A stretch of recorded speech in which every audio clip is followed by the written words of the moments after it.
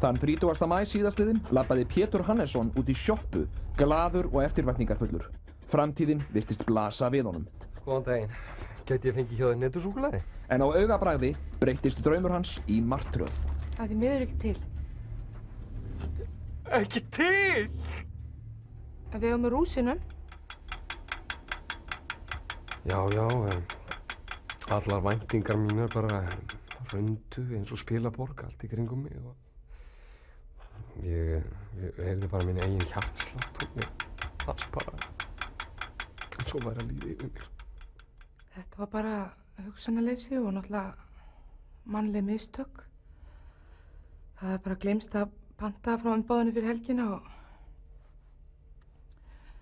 þetta voru afleiðingarnar.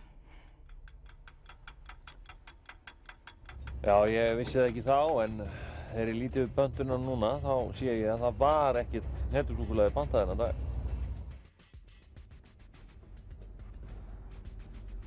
Látum okkur nú sjá.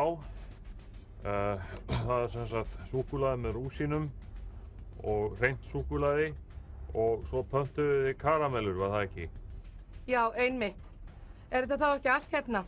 Jú, það held ég. Viltu þú ekki kvitta hérna? Já. Vertu sæl. Já, bye bye.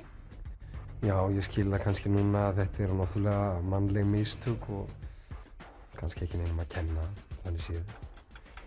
En þrátt fyrir þetta bakslag þá reyni ég bara að líta björtum augum til framtíðarinnar. Það eru auðvitað reynir að láta þetta ekki slá sig út af laginu.